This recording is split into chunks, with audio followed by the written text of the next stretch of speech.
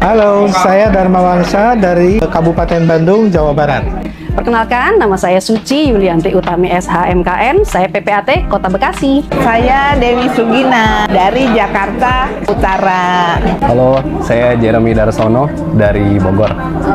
Perkenalkan, nama saya Indriana asal Surakarta. Nama saya Yudi Priadi, saya notaris di Kota Bandung, Jawa Barat. Assalamualaikum warahmatullahi wabarakatuh. Perkenalkan, nama saya Ahmad Kurniawan, saya dari Kutai Barat, calon PPAT Kutai Barat. Halo, nama saya Novia Musdalifah, saya asal dari Jakarta. Perkenalkan, nama saya Supriyadi, pejabat pembuat akta tanah atau PPAT dari Kota Salatiga, Jawa Tengah. Halo, saya Eva Sabarina Siregar, PPAT dari Kota Pangkal Pinang, Provinsi Kepulauan Bangka Belitung. Mitos atau fakta? Akta PPAT harus ditandatangani oleh para pihak dan PPAT.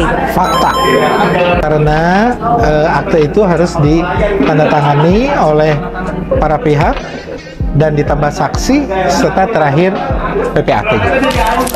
Mitos atau fakta? Akta hibah tanah termasuk akta yang dibuat oleh PPAT. Teret. Jeng jeng. Bener ya, fakta. Jelas dong. Karena berdasarkan peraturan pemerintah nomor 37 tahun 1998, tepatnya di pasal 2 ayat 2, akta hibah adalah salah satu akta PPAT dari 8 akta yang boleh dibuat sama PPAT. Tujuannya apa? Tulis di komen ya. Mitos atau fakta? PPAT membuat akta berdasarkan permintaan para pihak. Itu adalah fakta karena para pihak menyampaikan kepada kami sehingga kami akan memberikan semua informasi yang dibutuhkan. Mitos atau fakta? PPAT diangkat oleh Presiden langsung. Mitos. Kenapa? Karena PPAT itu diangkatnya oleh Menteri ATR BPN. Mitos atau fakta? PPAT tidak berwenang menyelesaikan sengketa tanah. Fakta. Karena yang berwenang untuk menyelesaikan sengketa tanah yaitu lembaga peradilan seperti Pengadilan Negeri dan Kantor Pertanahan Nasional. Mitos atau fakta? PPAT boleh menyimpan minuta akta hanya selama 5 tahun. Mitos. Kenapa? Jadi PPAT ini kan bertanggung jawab terhadap perbuatan hukum pembuatan akta yang dibuatnya, dan itu tidak terbatas hanya 5 tahun. Bahkan setelah pensiun juga itu dia harus siap ketika ada masalah atas akta-akta yang dibuat ketika melakukan profesi hukum gitu. Mitos atau fakta? Urus dokumen tanah lewat PPAT biayanya besar. Wah, mitos. Sama aku murah kok. Sebenarnya udah diatur sih di dalam peraturan PPAT, saya lupa nomor berapa masa. Itu menjelaskan bahwa biaya PPAT sebesar paling besar untuk mengambil honorarium itu 1%. Tapi selebihnya itu sebenarnya bisa diatur oleh kedua belah pihak sih, antara klien dan PPAT. Karena PPAT juga nggak pernah memaksakan untuk biaya besar sih.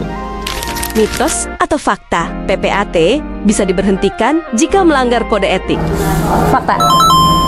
Karena berdasarkan peraturan Menteri nomor 2 tahun 2018 tentang pembinaan dan pengawasan pejabat pembuat akta tanah, PPAT yang melakukan pelanggaran dapat berupa teguran tertulis, pemberhentian sementara, pemberhentian dengan hormat, atau pemberhentian dengan tidak hormat.